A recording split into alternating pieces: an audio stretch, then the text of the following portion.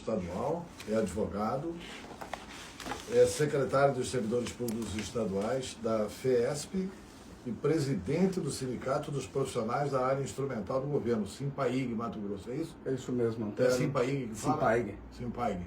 Então tá. Do Simpaig, Mato Grosso. E nós vamos falar hoje sobre... Porque teve aí o escândalo do INSS, o Brasil inteiro voltou os olhos para a questão dos aposentados e pensionistas.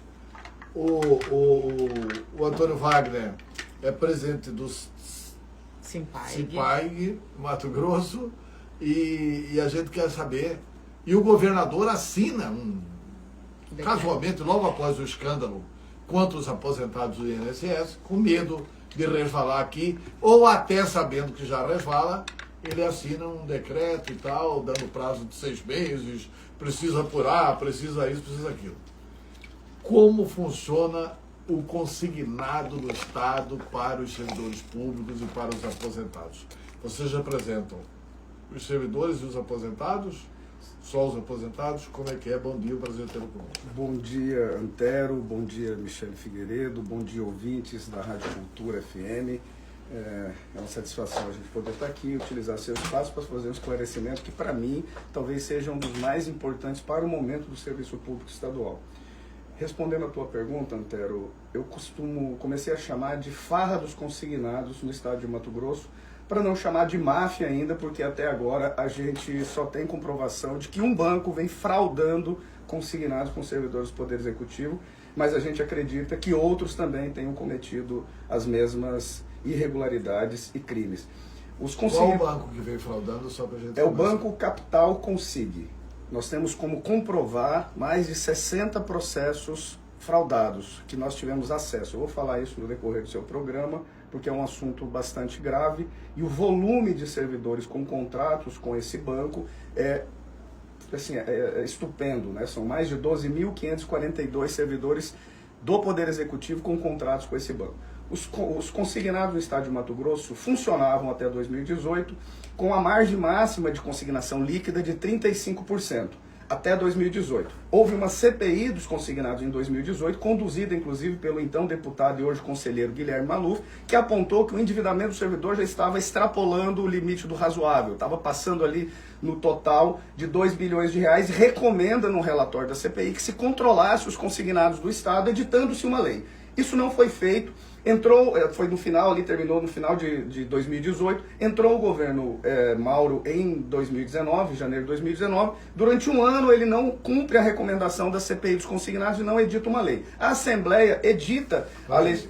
A lei não estava aprovada pela Assembleia? A lei não tinha sido aprovada ainda, ela tinha feito uma recomendação no relatório da CPI de que, olha, controlem os consignados, não aumentem o prazo de consignação, era até 72 meses se eu não me engano, e não criem a modalidade do cartão de crédito consignado. Os consignados que existiam eram com os bancos tradicionais, Banco do Brasil, Santander, com taxas de juros muito razoáveis, com controles muito efetivos, né? Porque você entra no aplicativo do Banco do Brasil, você pegou 100 mil reais, 30 mil reais, você sabe lá quantas parcelas você contratou, quantas você pagou e quantas você tem a pagar. Depois disso, a Assembleia vai e edita uma lei em 2019, em dezembro de 2019, a Lei 11.033 de 2019. Só que, para surpresa de todos, ao invés do governo, do Poder Executivo, aceitar o controle dos consignados, ele faz o contrário. A Procuradoria-Geral do Estado entra com ação direta de inconstitucionalidade 2 meses depois de editada essa lei, e 7 meses depois consegue-se uma liminar e suspende os efeitos dessa lei. Aí começa o samba. Aí, ao invés de você controlar os consignados, como estava acontecendo, como era a sugestão, como era a recomendação da CPI, porque é uma CPI, ela exerce o poder de fiscalizar e recomendar, correto? Correto. E aí, ao invés de controlar... Ao invés de controlar, o governo faz exatamente o contrário. A Secretaria de Gestão e Planejamento, ali com o secretário Basílio, faz exatamente o contrário, né? Descumprindo, inclusive, eu acredito, eu coloco nesses termos, afrontando a Assembleia Legislativa, porque por meio de decreto, que é o decreto, alterando o decreto 691, ele começa a alterar, ao invés de controlar, abrir e virar uma farra dos consignados e tirar, inclusive, a responsabilidade pelo controle e guarda documental dos contratos dos consignados. Então quem trata disso dentro do governo é a CEPLAG e o secretário Basílio Bezerra. E aí se altera o decreto da seguinte maneira: Cria-se, ao invés de controlar, cria-se, sair de 35% para 60% do índice líquido de endividamento para o servidor. Cria-se a modalidade do cartão de crédito consignado, que exatamente a CPI dizia, olha, não entrem nessa modalidade porque é um risco, juros altíssimos e é difícil de controlar, e isso, né, pode gerar uma série de sabores aí para os servidores. E cria-se também a modalidade do cartão benefício consignado. Só que também o cartão benefício deveria trazer algum benefício, um desconto em uma clínica, um desconto em uma clínica veterinária, odontológica, médica. Só que ele não exige que os bancos sequer apresentem qual o benefício. T anto que altera-se o decreto agora em janeiro de 2025, dizendo, olha, é obrigatório agora você apresentar os benefícios. Consignatários interessados em ofertar cartão benefício deverão apresentar quais benefícios. Que já devia ser uma regra anteriormente. E aí se tira, inclusive, veda a averbação de consignação realizados por meio telefônico. Era permitido que pelo telefone você contratasse empréstimo. Olha, você aceita 100 mil reais em 500 parcelas de 1.000? Sim! Aquela coisa a lá Silvio Santos ali naquele programa engraçado que se tinha. Então, se descontrola. Aí aumenta-se de 72 para 92, para 98 meses, para 108 meses, para 120 meses. Hoje o prazo de alargamento para você contratar consignado. Ou seja, você vincula 10 anos da vida do servidor ativo e do inativo. Então eu fico pensando, como que um servidor com 65 anos contrata um crédito de 20 e 30 mil para pagar em suaves prestações de 500 reais por 96 meses? Por 120 meses, 10 anos da vida desse aposentado, será que ele vai concluir isso? E aí se amplia para 60% a margem consignável. E isso criou um descontrole absurdo. Hoje nós estamos requerendo informações sobre qual é o índice de endividamento, porque se em 2018, quando era 35%, já estava extrapolado o razoável do endividamento do servidor, hoje, com essa permissão de chegar até 60% do líquido do salário do servidor, o índice de endividamento é desconhecido e é um risco para a economia formal de Mato Grosso. Tá, mas eu quero saber o seguinte, então essa é a realidade. Vocês acompanham o fato desde antes do Mauro tomar posse. A gente sim, com a CPI sim. Pois é. Vocês acompanham, você cita aí que a CPI foi liderada pelo Dr. Guilherme Maluf, exatamente, que hoje é conselheiro do Tribunal de Contas do Estado, mas eu quero saber o seguinte, não há uma omissão do sindicato aí, dos servidores? Vocês estão reclamando só agora? Quando que vocês começaram a reclamar dessa situação? Antero, é uma coisa muito incrível. Eu fui o primeiro, nós fomos o primeiro sindicato, o Simpaig, que ouviu essa história. Porque assim, a gente ouvia que o servidor reclamando muito de endividamento. Mas até então, não tinha chegado nada concreto. E aí eu recebo, através do nosso tesoureiro, que é o Alexander, que é vice-presidente do Conselho Regional de Contabilidade, conheci uma economista com 20 anos de experiência no mercado financeiro, trabalhou no Safra, Santander, que é a Elcione, a quem eu mando um grande abraço. Ela é a maior responsável por a gente descobrir o que nós descobrimos. E a Elcione vem conversar comigo no sindicato assim que eu tomo posse, há 2 anos atrás. E ela vem falar de consignado. Eu recebo as pessoas para conversar, e aí eu sentei com ela e falei, o que você vai falar de consignados que eu já não saiba? Aí ela falou, presidente, depois que aumentou a margem para 60% do líquido, eu falei, não, para aí, não é 60%, é 35%, ela é 60%. Eu falei, não, ela pegou o decreto e me mostrou. Antero, Michele, não houve publicização por parte do governo de que saiu da margem de 35% para 60%. Eu parei naquele momento e falei, peraí, só um segundo. E fui pesquisar se tinha alguma matéria na imprensa. O governo gasta tanto com comunicação, imaginei que tivesse algo. Só tinha uma matéria da SECOM, muito escondidinha, falando que o governo tinha ampliado a margem de 35% para 60%, criando essas 2 novas modalidades, cartão de crédito consignado e cartão benefício consignado. Aí eu falei, peraí, mas que estranho. Vamos fazer o seguinte, eu não tenho dinheiro hoje para pagar você. Como que você quer fazer? Não, vou fazer uma parceria, Antônio Wagner. Tinha uma sala vazia lá, levei ela, falei, tá bom para você, eu vou equipar essa sala, e ela começou esse trabalho com a gente ali em 2020, quando a gente... Em 2023, quando a gente toma posse. Então foi a primeira vez que eu ouvi falar, eu, que sou um cara que sou militante, sou um cara que muito atento, leio muito, né? Você vai na minha mesa, tá pilhas de documentos ali que eu leio o tempo todo. E eu nunca tinha ouvido falar que tinha aumentado a margem, criado-se essas duas novas formas de endividamento, que é o cartão de crédito e o cartão benefício consignado. Nós estamos em 2025. Então, E desde quando? E aí nós começamos a investigar essa coisa. Ela começou a ajudar a revisão dos consignados dos servidores. E começamos a gravar vídeos e chamar as pessoas. 4, 5 meses depois que ela inicia os trabalhos, ela fala: presidente, tem algo estranho acontecendo. Aí eu, por quê? Porque tem um banco que não me entrega os contratos. Eu falei: tá, mas ele tem que te entregar. Tem a resolução do Banco Central, tem o decreto consignado, 5 dias. Ele imediatamente você faz um contrato com a Caixa, com o Banco do Brasil, Santander, você tem lá o seu contrato, você tem quanto você paga, qual que é a taxa de juros, qual que é o valor, enfim, quantas parcelas, tudo ali. E esse banco não me entrega os contratos, Antônio Wagner. Eu falei: mas tá, mas e aí? Ela falou assim: olha, eu falei: então me traz isso aqui. E ela falou: mas tem mais, esse banco, eu consegui acesso a 3 contratos por vias transversas, ou judicializando, ou algum servidor que tinha conseguido depois de insistir por meses, e esses contratos têm fraude. Tem a diferença entre o valor do contrato e o valor depositado na conta do servidor são diferentes. O cara o contrato é de 30, ele caiu na conta dele 20, e está cobrando sobre 30 os juros. Aí eu disse: não, mas isso é fraude, você tem razão, mas e aí? Ela falou: vai, eu nunca vi isso.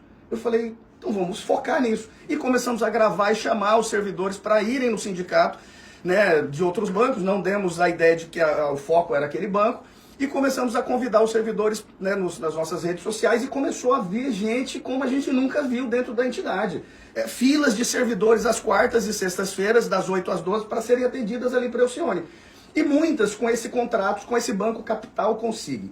E aí nós ficamos um ano, Antero. Esse é o banco que tem mais de 12 mil contratos. Mais de 12.542 contratos de cartão de crédito consignado somente com servidores do Poder Executivo. E esse banco é reconhecido pelo Banco Central? Antero, tá aí, tem algumas questões aí que elas precisam ser discutidas e aprofundadas juridicamente, porque ele não é entendido como um banco múltiplo, não é entendido como um banco comercial e não poderia operar na modalidade de cartão de crédito consignado. Então este é um primeiro problema. O segundo problema é porque cartão de crédito pressupõe um cartão plástico. Este banco, são 12.542 servidores, até onde eu tive acesso informalmente a esses números, e ninguém recebeu o cartão plástico. Então é uma fraude na modalidade do crédito contratado. Por quê? Porque o Banco Central, quando ele me permite operar na modalidade de cartão de crédito consignado, ele permite que a minha taxa de juros seja maior do que o crédito consignado, que vai de 0 a 2%, 2,2% ali, que é o máximo que o Banco Central permite.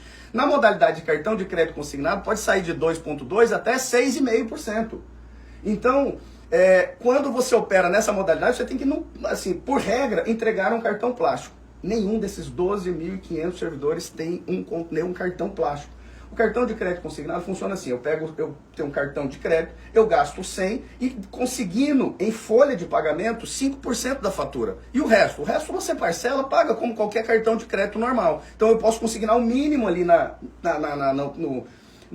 folha de pagamento, e aí eu pago o resto. Só que esse banco não entrega o cartão plástico, não tem. Eu comecei a brincar, inclusive, no nosso grupo, falei: gente, quem apresentar um cartão do Banco Capital vai ganhar R$2.000. Um grupo com 800 servidores, cerca de 200 com contratos com esse banco. Ninguém apresentou. Agora, Antônio, você está dizendo para a gente que foram constatadas fraudes, que tem problema nessa instituição que está com esse contrato com mais de 12.500 servidores. Essas informações, elas foram levadas ao governo do estado, foram levadas para instituições responsáveis por investigação? Quais foram as medidas, né, que o sindicato, que o movimento sindical tomou em relação a isso que tem causado prejuízo e que, de fato, você está dizendo para a gente que tem um crime aí sendo cometido?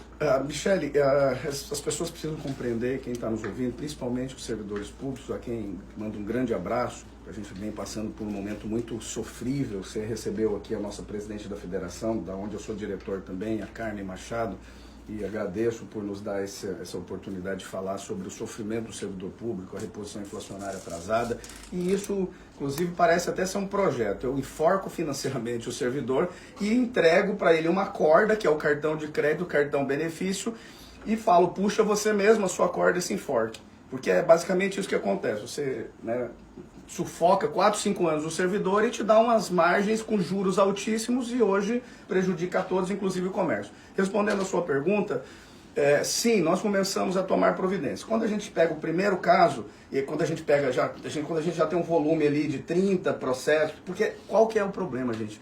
Eles não entregam o contrato. Não entregam o contrato. Nós temos casos com mais de 6 meses tentando acessar o contrato e não entrega. E aí, se você vai judicializar, você tem que pagar custas. Hoje o judiciário, você pode estar extremamente endividado, mostrar ali que você não tem R$1.000 de renda líquida depois, que o judiciário não dá justiça gratuita. O que é, inclusive, um despautério. A gente precisa conversar com o judiciário para ter um pouco de sensibilidade. Então você não judicializa. Então você busca, né, por vias administrativas, a conseguir esse contrato. Então, a nossa grande dificuldade foi acessar os contratos. Então, nós fizemos toda uma articulação e uma estratégia para acessar os contratos. Inclusive, nem falava nada para os presidentes sindicatos. Por quê? Porque a gente precisava ter certeza se não era um caso pontual, 2, 5, 10 casos pontuais. Só que quando a gente chega a 40 contratos e 40 fraudes, e nenhum dizendo que teve esse cartão de crédito, então é fraude na modalidade, fraude nos valores, a gente fala, olha, a coisa é grave, vamos começar a procurar a secretaria. E aí a gente protocola o primeiro caso de uma servidora. Pois é, quando? Em julho de 2024. Foi o primeiro caso, porque aí ela ficou 1 ano trabalhando, buscando contratos, e aí a gente protocolou, quase 1 ano, menos de 1 ano, e aí a gente, quando tinha ali 30 contratos mais ou menos, e já 30 auditados e 30 fraudes, a gente falou, ó, vou começar a protocolar isso, pedir informações, porque isso aqui não está normal. E a gente protocola o primeiro processo de uma servidora analista da minha carreira, uma pessoa muito esclarecida, que tinha 3 contratos com esse banco, que já não poderia ter 3 contratos na modalidade de cartão de crédito consignado. Mas vamos lá, para surpresa de todos. 2 contratos não eram com Banco Capital.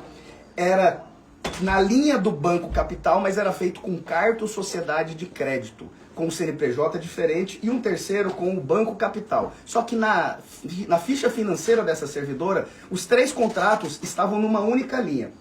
Vou explicar isso para o ouvinte. Se eu faço 3 contratos com a Caixa Econômica, aparece para mim, Caixa 1, Caixa 2, Caixa 3, 500, 500 e 500, ok?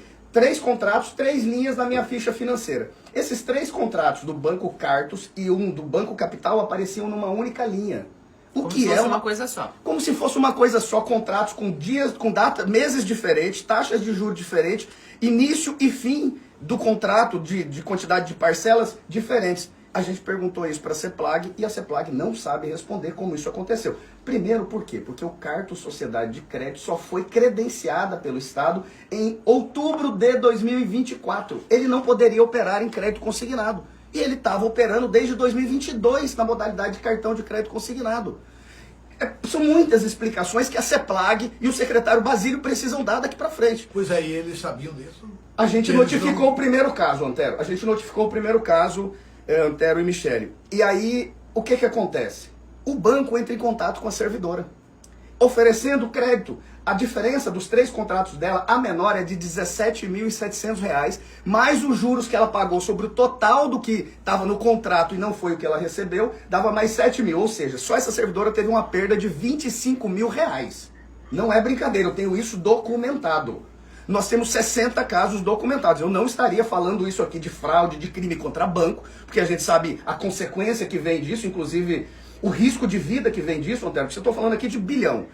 Mataram advogados por muito menos aqui em Mato Grosso. Então, a gente corre riscos, a gente sabe, inclusive tivemos visita de um coronel dentro do sindicato, junto com o diretor do banco. Posso entrar nesse aspecto depois, porque eu fiz essa denúncia, inclusive, dentro do Conselho de Previdência, com as altas autoridades do Estado, ano passado. E aí... Você pode dizer qual foi o coronel? Eu gostaria de manter isso ainda. A gente deve levar essas denúncias e os nomes para o Ministério Público Federal e para a Polícia Federal.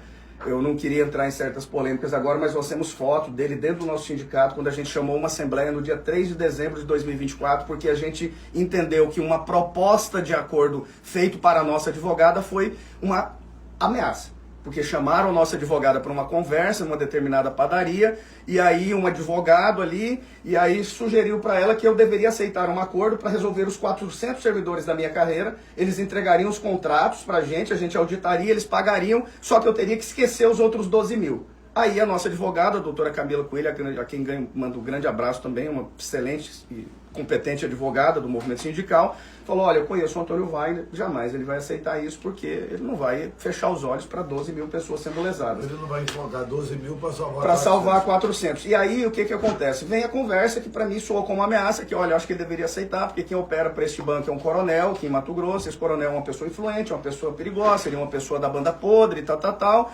E aí a gente fica muito preocupado. Foi aí que a gente resolveu não mais tentar fazer as coisas, essa estratégia de conseguir 100 contratos, porque a nossa estratégia era conseguir 100 contratos e dizer, olha, não tem como dizer que não tem fraude em 100 contratos, porque até então a gente tinha 50 e poucos, quando esse fato acontece. E aí eu chamo uma assembleia, publicizo isso, faço um vídeo, impulsiono na rede social com mais de 20 mil visualizações, e colocamos isso em assembleia. E vai 50 pessoas. Eu tenho 3 relatos gravados de servidores dizendo na assembleia, eu peguei 20, meu contrato, depois de 6 meses a gente conseguiu acesso, era de 33. O outro eu peguei 14 e o contrato era de 21. Gravado. As pessoas não estavam... mestre em história, inclusive, que falou isso. Não é moleque, não é criança. São pessoas sérias, idôneas, dizendo, meu contrato foi fraudado. E nós temos como comprovar isso. E aí, Antero, qual que foi a estratégia depois do primeiro processo, do primeiro protocolo? Vamos protocolar no andar de cima. A gente até então tinha protocolado... Cada vez que vocês descobriam isso, vocês protocolavam? Protocolavam então. E a gente protocolou primeiro. O que aconteceu? O banco entrou em contato com o servidor oferecendo crédito. Aí ela falou assim, mas espera aí, não quero crédito, não tem mais nem margem. Não, a gente consegue chegar a 18 mil. Qual que era o valor das fraudes? 17.700. Aí ela, não aceito. O que aconteceu? Fizeram 3 PIX do valor exatamente da diferença fraudada nos 3 contratos para ela. Nós temos provas, gente. O que eu estou dizendo aqui é que eu consigo provar. 3 PIX para ela. Só que o processo dela estava judicializado já no TJ. Já estava em fase de recurso, inclusive, do TJ. Eles nem juntaram isso aqui, esse depósito, no processo judicial. Ou seja, o mal pagador paga 2 vezes. Vai ser condenado por danos morais, danos materiais, vai ter que devolver esse valor. E isso aconteceu. Aí a gente falou, peraí, coisa esquisita, vamos protocolar então para o gabinete do secretário Basílio. Conversei com o assessor especial do secretário Basílio, disse, olha, nós estamos com uma situação aqui meio estranha, a gente já tem muitos casos, vamos protocolar aqui os 5 casos, mas eu queria tramitar sob sigilo, porque tem questão bancária, dados financeiros e tal. Não, ok. E já protocolamos 5 casos sob sigilo. Para nossa surpresa, 3, 4 dias depois, o banco paga exatamente os 5 casos. Na semana seguinte, a gente protocola mais 5 casos, tramitando sob sigilo no sistema Sigadoc do Estado de Mato Grosso. 5 casos que a gente protocola novos, somente acesso ao gabinete do secretário, ou seja, alguém de lá vazou para o banco que nós estávamos protocolando isso e eles fizeram... Ou seja, esse banco tem muita força com o Basílio e com a secretaria, né? Nos parece que sim. Ou alguém, né? Ou é Basílio, porque até agora, ou é alguém muito forte com o Basílio, né? Porque até agora eu não vou fazer nenhum tipo de ilação porque a gente não tem como provar. Mas em todos os casos houve o pagamento da diferença. Desse sim. Ou seja, devolveram para o meu ex-presidente, posso citar aqui, a quem manda um grande abraço, Edmundo que se aposentou agora, Edmundo César, uma pessoa a quem eu devo muito, um amigo, um cara extremamente militante, tem contrato com esse banco, devolveram 39 mil reais na conta dele. 39 mil reais na conta do Edmundo. Depois que nós protocolamos os casos para o gabinete da CEPLAG. E aí a gente começa a se preocupar com isso, porque nos ofícios que a gente faz, representando o servidor, a gente diz, olha, tem que tomar providência, tem que suspender o desconto, tem que investigar o banco e tal. A CEPLAG inicia uma investigação no setor de correição, e eu não posso negar isso, só que isso leva muito tempo, houve o banco, houve a gente, houve algumas testemunhas, e eu acho que percebem que a situação é muito grave e mandam para a CGE. E a CGE está sentada no processo tem 5 meses. O Ministério Público recebeu isso das mãos de vocês? Olha, Michele, deixa eu dizer uma coisa aqui. Como a gente se sentiu ameaçado, eu conversei com o meu amigo Flávio, diretor da Federação Nacional da Polícia Federal, falei, Flávio, aconteceu isso, ele está sabendo disso desde setembro de 2024, que a gente começou a assustar. Não sei se vocês obviamente sabem, mas existiam algumas fintechs financeiras lavando dinheiro para facções criminosas em São Paulo. Então, nosso medo, quando a gente defronta com isso, é que podia ser alguma coisa ligada a facções criminosas. Porque como que um banco com um capital social de 5 milhões está operando quase R$1 bilhão dentro do governo de Mato Grosso? Então, a gente começa a se assustar com isso e eu começo a falar com esse meu amigo, que inclusive é assessor do diretor-geral da Polícia Federal e diretor da Federação Nacional da PF. E ele fala, Vaguinho, pela amizade, então, Wagner, toma cuidado com essa situação, ela é grave, ela parece ser bastante grande, e vai me informando aqui. Mas isso aí que você ouviu é uma ameaça. Tome cuidado. E aí falo com o Glaucio, do Sindicato da Polícia Civil, também relato, nosso advogado advoga para ele, Glaucio, você está sabendo da situação e isso aqui aconteceu. Ele falou, vai, isso é uma ameaça. E aí eu começo a ficar preocupado. E eu sou conselheiro de Previdência, onde eu represento no Conselho de Previdência os servidores, os mais 100 mil servidores do Poder Executivo. E lá sentam-se o chefe da Procuradoria-Geral de Justiça, o presidente do TJ, o presidente do TCE, o presidente da Assembleia, representando o setor patronal. E nós representando os servidores desses poderes. E eu faço, como eu fiquei assustado com essa situação, e principalmente com a presença do coronel e do diretor do banco dentro do meu sindicato no dia da nossa Assembleia, no dia 3 de dezembro de 2024, a gente se preocupa com isso. Descobrimos quem era o coronel, até então estava ali, eu não sabia quem era. 2 dias depois, conversando com uma figura política, mostrei a foto, falou, conheço essa pessoa é fulano, ciclano, e fui pesquisar. E o coronel tem ligações com alguém do governo? Já assumiu um alto posto dentro do governo, no início do governo, do primeiro mandato do governo Mauro. Sim, então assumiu. Não tem ligações com o próprio Mauro? Não posso afirmar isso, mas foi assessor foi assessor. Do próprio governador? Foi assessor, foi do governo, foi da prefeitura do Mauro, quando o Mauro foi prefeito também. E acho que foi secretário, se não me engano, de ordem pública do Mauro, mas enfim. Vocês disseram... E aí, só completando, e aí eu coloco isso no Conselho de Previdência. Digo, olha, gente, tem 5 onde mil... Onde estão todas as autoridades TJ, e faço uma fala de cerca de 8 minutos dizendo, olha, aconteceu isso, faço um relato, olha, a gente tem 60 casos com comprovação de fraude, eu tenho acesso informalmente aos números, são mais de 12.542 servidores, são 12 milhões por mês consignados, e a gente multiplica isso por 100 meses, 120 meses, você está falando de 1,5 bi. Só esse banco operando. E faço um relato completo, inclusive da ameaça, e digo, olha, eu só estou fazendo isso por uma preocupação com a nossa integridade física, a minha, da Elcione, da nossa equipe que tem conhecimento disso, e por isso eu estou trazendo isso a público, não quero polemizar, mas estou preocupado e acho que o Conselho de Previdência precisa também olhar para isso, porque tem 5 mil aposentados e pensionistas possivelmente sendo lesados nesse grande esquema, nessa máfia de consignados. E aí... Respondendo, isso foi levado quando o Ministério Público ouve sobre um crime, ele tem a obrigação de ofício de instaurar um inquérito e buscar uma investigação. Ninguém me procurou. Em janeiro, na nova reunião do Conselho de Previdência, eu faço novamente a fala. Não tomaram providência. Na outra reunião do Conselho de Previdência, não queriam tocar no assunto, eu peço uma questão de ordem, toco no assunto, e aí o secretário de Fazenda, que é o presidente do Conselho de Previdência, inclusive sou segundo vice-presidente do Conselho, representando os servidores, mas também segundo vice-presidente, instaura um grupo de trabalho para discutir as fraudes dos consignados. E eu fiz um ofício, Antero e Michele, perguntando informações muito práticas, há um mês atrás, dia 11, perguntando o quê? Quais são os bancos credenciados que montaram um grupo de trabalho, baixaram a resolução do Conselho de Previdência, montaram um grupo de trabalho e colocaram o presidente do MTPrev e o secretário adjunto da Folha de Pagamento neste grupo de trabalho, junto com 4 conselheiros. Eu e mais um do TCE, o Haroldo, um da Defensoria e um do Ministério e um da Assembleia Legislativa. E aí a gente inicia e faz a primeira reunião no mês nós estamos em maio, no mês de abril. E eu faço um ofício coordenado por todos, perguntando quais são os bancos credenciados a operar as modalidades de empréstimo, consignado, cartão de crédito, cartão benefício. Qual a quantidade de servidores aposentados e pensionistas discriminados por carreira, incluindo os militares que possuem empréstimo na modalidade de empréstimo, consignado, cartão de crédito e cartão benefício consignado. Qual o quantitativo de servidores discriminados por banco que possuem empréstimos consignados nas modalidades de empréstimo, cartão de crédito e cartão benefício? Qual o valor total por tipo de empréstimo discriminados por banco contratados pelos servidores aposentados pensionistas, incluindo militares, nas mesmas modalidades? E aí, quantos servidores aposentados pensionistas discriminados por carreira, incluindo militares, possuem empréstimo na modalidade de cartão de crédito consignado com o Banco Capital e qual o montante total consignado discriminado por carreira em benefício desse banco? Quais os mecanismos atualmente adotados para garantir que os valores lançados em folha de pagamento correspondam efetivamente ao valor creditado na conta dos servidores? Qual é a forma de controle que o governo deve ter? A validação cruzada entre contrato, valor creditado e autorização expressa do servidor? por esse decreto que o governador editou, não há. Pelo decreto 691 e as alterações feitas após a CPI, eles tiram, inclusive, qualquer responsabilidade do Estado de manter a guarda desses contratos.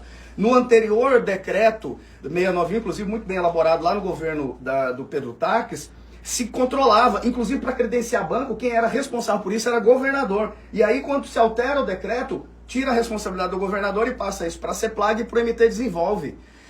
Tira-se a responsabilidade da guarda documental, ou seja, o contrato no sistema anterior, o Consigne, que deu aquele rolo todo, com aqueles escândalos todos ali, você entrava no sistema da Consigne, você via seu contrato e você sabia quantas parcelas você pagou, quantas você tinha a pagar e qual que era o seu saldo devedor.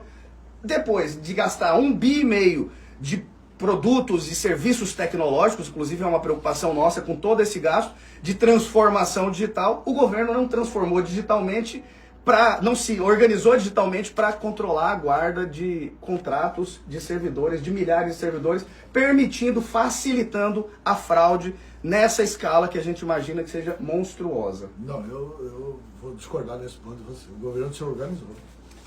Não é que não se organizou, se organizou. Ele organizou a desorganização. E o grupo de trabalho já trouxe alguma informação? Olha, eu fiz esse ofício que eu li aqui, uma parte dele, eu fiz há um mês atrás. Tá, mas eu quero o seguinte, nós estamos precisando fazer rapidamente o intervalo comercial, e aí a gente vai ter que ser mais rápido, porque temos outros entrevistados. Estou falando mais rápido que eu posso. Não, você está falando bastante rápido e tal, mas a gente volta e eu quero saber o seguinte, além da CEPLAG, porque assim, eu fui secretário da Casa Civil do Dante. Normalmente a luz vermelha acende na Casa Civil. Vocês levaram isso para a Casa Civil, mas eu quero que o senhor responda isso depois.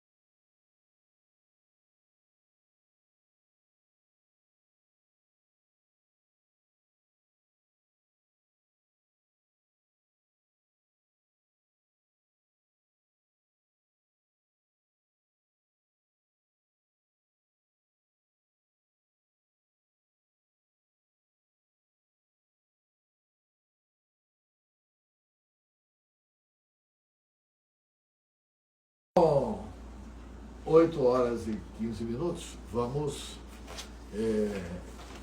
tentar, apesar de que você fala igual narrador de turf, improvisar o disco final. Aproveitando o espaço. É a única coisa que você entende na narração de turf, né? Mas, represando, além da CEPRAG, vocês levaram isso para cá civil? Vamos só lembrar quem está com a gente aqui no estúdio. É o Antônio Wagner Oliveira, Isso. que é presidente do Sindicato dos Profissionais da Área Instrumental do Governo, o SIMPAIG, além de também fazer parte da Federação Estadual dos Servidores Públicos e ser servidor público estadual e advogado. Há 20 anos. Antero, eu estou aproveitando o espaço, eu posso falar muito calmamente, mas como o espaço é curto, eu estou acelerando a minha fala porque eu acho que é um momento assim, muito importante para a gente tá certo. Muito importante para a gente usar seu denunciar. poder de síntese, ainda que seja rápido. Claro.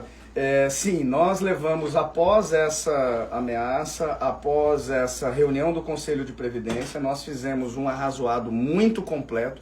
Nossa advogada fez, me mandou, eu fui lendo e alterando junto com ela, ela me disse inclusive, mas você está desenhando? Eu falei, sim, eu estou desenhando, para ninguém, para o seu Antônio lá do Pedra 90 que vende espetinho entender. Então nós desenhamos uma representação isso para o governador Mauro em dezembro e para o chefe da Casa Civil, inclusive usando o termo fraude. Estamos preocupados com fraudes e citamos ali cerca de 20 SIGADOCs que nós já havíamos protocolados na CEPLAG. Então nós fizemos em dezembro de 2024 para o governo do estado formalmente para a gente levantar isso. Eu queria fazer uma explicação aqui sobre o registrato do Banco Central. Todas as operações financeiras que a gente faz, qualquer empréstimo, pessoa física ou jurídica, precisam, os bancos encaminham isso via arquivo para o Banco Central e ele coloca lá num setorzinho dele que é o registrato, é obrigatório, os bancos têm obrigação de fazer isso, enfim, por uma série de razões, inclusive para emprestar dinheiro para esses bancos, saber a solvência dos bancos junto às suas operações financeiras, certo? Certo. O que nós descobrimos, Antero e Michele? Que este banco, Capital Consig, não informa nenhuma operação para o Banco Central. 12.542 servidores com contratos, mais de 19 mil contratos de empréstimos consignados somente deste banco e nenhuma operação informada ao registrato do Banco Central. O que isso sinaliza? Isso sinaliza lavagem de dinheiro, crime financeiro, sonegação, no mínimo. Sinaliza uma outra coisa. Desculpa. Organização criminosa. Não, além disso. Significa tudo isso e mais alguma coisa. Significa que eles não são bancos autorizados pelo Banco Central. O Banco Central Porque o Banco Central deve ter uma lista dos bancos que são autorizados. Muito provavelmente isso aí não é banco. O que a gente suspeita. E assim, um banco com capital de 12 milhões operando quase um bi e meio, é uma coisa também que leva a certas indagações. E aí a gente está buscando. Quero agradecer muito imensamente à presidente Carmen da Federação, foi a primeira pessoa a quem eu levei a conhecimento isso quando a gente resolveu publicizar. Expliquei todo o esquema para ela e ela, de fato, ali nos prestou apoio, disse, olha, a Federação está junto com você é diretor da Federação e vamos juntos. E comecei a conversar com vários sindicatos sobre essa estratégia ali em janeiro, final de fevereiro, aliás, depois do Carnaval, de contratarmos uma grande banca que tem conhecimento em crime financeiro, lavagem de dinheiro, organização criminosa, para a gente fazer isso de uma maneira profissional, porque os nossos advogados são bons, só que isso é uma coisa de outra alçada, né? Uma alçada que envolve ali crime federal, Banco Central, CVM, direção de fiscalização do Banco Central. Tá, e quem que vocês contrataram? Nós contratamos a banca AFG Táxi. Wagner, mas vocês contrataram a banca do Pedro Táxi? Sim. Ah, mas o Pedro Táxi foi um governador que teve muito embate com o servidor. Gente, numa boa, assim, bem claramente, o Pedro Táxi, frente ao que nós perdemos enquanto servidores no governo Mauro, foi uma mãe para os servidores. Não que não tivéssemos tido embates, não tivéssemos... Claro que tivemos, mas não buscamos o doutor Pedro. Ainda que e vamos lá, tivesse, eu sei diferenciar muito bem, Antero, a questão técnica da questão política. Nós não buscamos o político, nós buscamos o ex-procurador da República, que por mais de 10 anos andou com escolta policial e sabe muito bem o que é ser ameaçado. Foi a primeira coisa que me veio à cabeça. É um excelente professor de e é um penal, excelente jurista. e processual penal. É um dos maiores juristas e que tem muito contato com o Ministério Público Federal, então a gente sabe que isso depende de um olhar muito acurado do Ministério Público Federal e foi ali que nós o buscamos. Quando você fala nós o buscamos, foi só o SIMPAIG? Não, foi o SIMPAIG, o SIMPOL, o SINTEMA, o Sindicato dos Servidores da Unemate, o sindicato, o Sintap, a federação, meu Deus, não quero esquecer de ninguém. O Sintep, meu Deus, o Sintep com o Valdeir, o Sintema com o Carlos e o Jefferson, o Sintap com a Diane, o Simpol com o Glaucio, a federação com a Carmen, o Sintesmate lá com o Carlos e o Moisés, então a quem eu agradeço imensamente porque acreditaram nesse trabalho. Buscamos vários outros sindicatos, porque aqui, Antero, nós temos aqui 3.200 servidores com contratos com esse banco, que são profissionais da educação. Nós temos aqui 1.321 que são PMs. Nós temos aqui de aposentados e pensionistas militares mais 1.242. Nós buscamos, inclusive, alguns que acho que ficaram com medo de entrar nesse embate e não vieram junto conosco. Sabe por quê, Antero? A gente está tendo um grande problema no governo, porque tudo que se diz quando você investiga algo, você aponta algo, você notifica o governo, ele te entende como inimigo. Gente, isso não é uma pauta ideológica, isso é uma pauta econômica, isso está prejudicando o servidor financeiramente, o servidor suicidando. Teve um militar agora que suicidou por dívidas, por problemas financeiros. Esse que se suicidou foi problema financeiro, esse rapaz de Primavera, um sargento. Então muitos servidores estão padecendo com problemas psicológicos por conta do altíssimo endividamento. Eu falei aqui para você um dado, Antero, de 305 milhões da folha de pagamento do MTPrev, de aposentados e pensionistas, 68 milhões estão indo para pagar juros para bancos. Ou seja, vezes 12, nós estamos falando de cerca de 800 milhões de reais saindo da economia formal de Mato Grosso. E aí, se eu levar isso para os servidores do Executivo, numa folha total de 700 milhões, nós estamos colocando aí que pelo menos a gente não tem esses dados, porque não entregaram até agora, e tem que entregar esses dados, ou para nós, ou para o Ministério Público, ou para o Ministério Público Federal, ou para o TCE, 250 milhões para pagar juros de bancos. Ou seja, vezes 12, nós estamos falando aí de 3 bilhões de reais saindo da economia formal de Mato Grosso. E aí está lá a FEComércio, está aqui a Federação dos Comerciantes reclamando da queda no consumo. Por quê? Porque 3 bilhões não estão circulando no consumo de Mato Grosso. Então a gente está muito preocupado com isso e é isso aí. Infelizmente, rádio é tempo, nosso tempo acabou, mas eu não posso deixar de fazer a pergunta final. Você não quer mesmo falar o nome do coronel?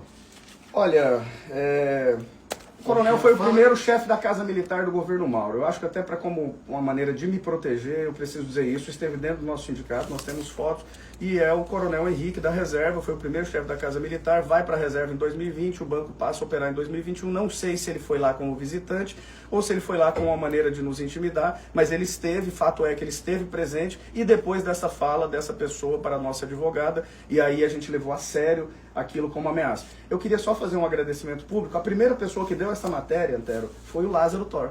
Quando ele estava em outro site, acreditou, eu conversei com vários jornalistas, ninguém teve coragem de dar essa matéria, o Lázaro fez uma série de matérias que, inclusive, Antero, uma parte, se for fraude, o governo está lucrando com ela. Sabe por quê? Porque o governo, eu digo o governo Fundesp, Fundo de Desenvolvimento do Servidor Público, porque ele recebe 3% de cada consignação em folha dos bancos.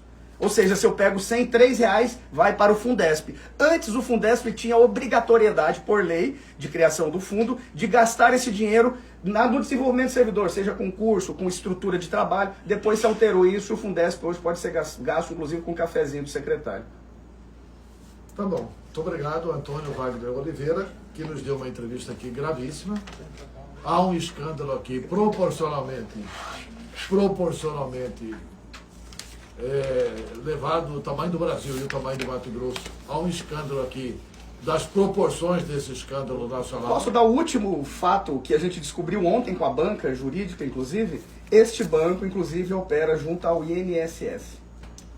Meu Deus. Então talvez esse esquema tenha começado lá e ele transportou para Mato Grosso e não esperava que um sindicato fosse tão atuante a ponto de descobrir este esquema como nós descobrimos, e com fatos e documentado. O governo está procurando uma agulha no palheiro, a gente está dizendo, a agulha está aqui.